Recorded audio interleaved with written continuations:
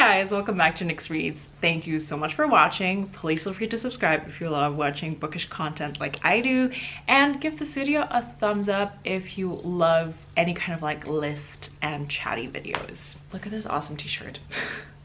I needed to show you. My boyfriend got me this and it's so cute.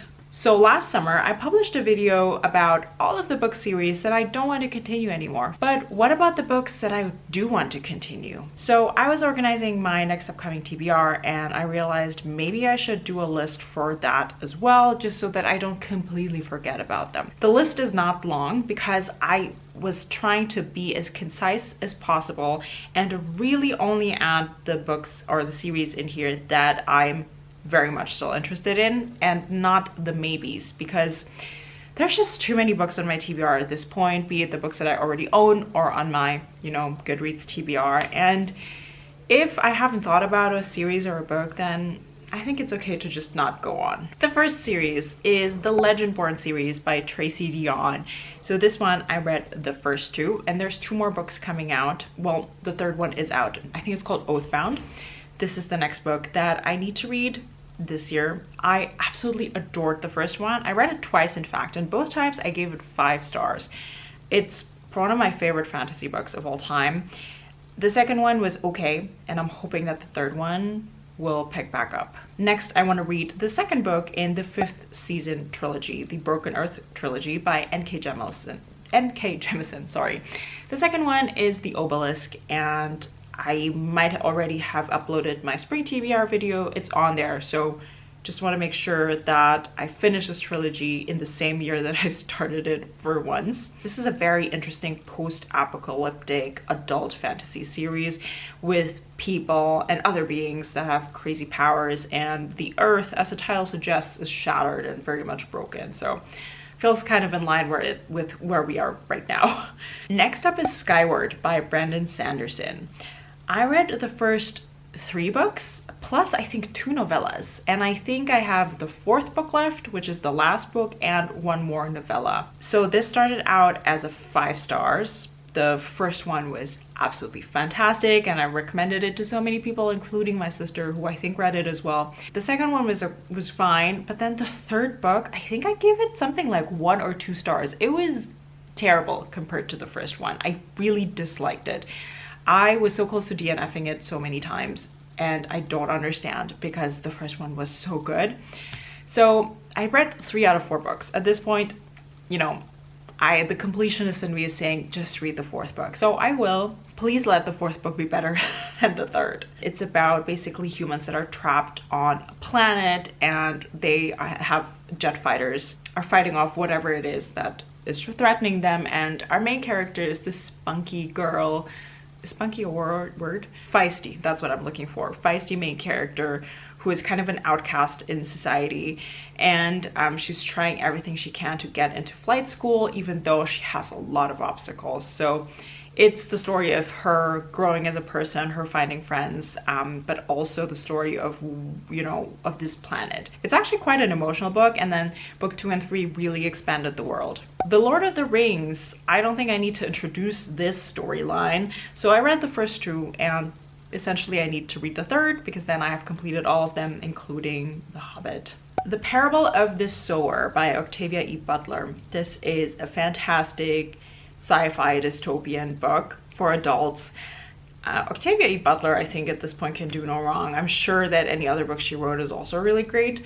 But this was the first one that I read by her, and I feel like it could be a standalone, but because I really did like it, I do want to read The Parable of the Talents, which is the second one in the Earthseed duology. The Neapolitan Quartet by Anna Ferrante. So I really did like the first one. I don't know if I will read all 4 of them, but because I was very intrigued by the character work, I do want to continue with at least the second one, and we just go from there. It's a story of a female friendship between 2 women. We follow them from when they're very little to when they're adults, and all of this takes place in Naples. And it's this very interesting, intriguing relationship because there's a lot of love, but then there's also hate and jealousy. So it's this like push and pull, and changes of power dynamics within the friendship, and all of this with the backdrop of poverty and violence in Naples at that time. Then we have the Lost Bride trilogy by Nora Roberts. So I'm 2 books into this. The first one was Inheritance, and the third is already out. I'm just waiting for the audiobook. I have it on hold on my library right now. So very excited to finish this trilogy. So this is like a cozy paranormal story because it takes place on the East Coast in a Victorian mansion that our main character inherited out of nowhere. So it's a place where she moves into, she builds a new life, finds love, but also the brides from previous generations in this house have all been killed by something very mysterious. And it's a great cozy but also paranormal story. Magpie Murders by Anthony Horrowitz. I absolutely loved the first one. I have the second one here. I think it's called Moonflower. Yeah, Moonflower Murders. The first one actually made it onto my best of, I think, 2023 list, and I still stand by that. It's a fantastic book. It's a murder mystery, very classic, but it's a story within a story. If you love mysteries, I highly recommend that you check out the premise of Magpie Murders. I think you will love it. Arsenic and Adobo by Mia P. Manansala. This is a very cozy Hallmark-esque food-related mystery series.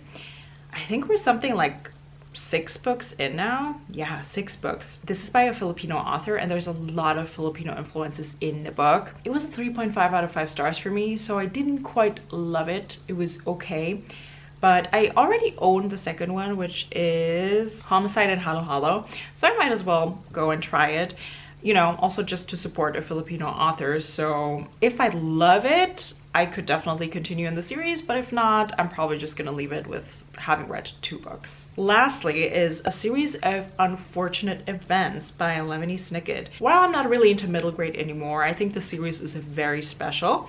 There's 13, I think, books in this series, and I have read the first 4. So this series is about 3 orphans. They're siblings who go through very whimsical but quite dark adventures to find out what happened to their parents, and also in pursuit of finding a suitable family. And then there's this evil count who is after their inheritance as well. So they have a lot on their plate, basically. I grew up with a Jim Carrey movie, which is why this has a special place in my heart. So that is all of the series. I definitely want to continue reading. Let me know if you love any of these series as well, or if you have read the next upcoming book, and tell me what you think about it. Hopefully it's something positive. And if you don't feel like typing out a comment, but want to let me know that you're still watching, why don't you leave me a water related emoji? Thank you so much for watching. I hope that you enjoy these list type of chatty videos as well. I'll talk to you guys next time. Thank you. Bye.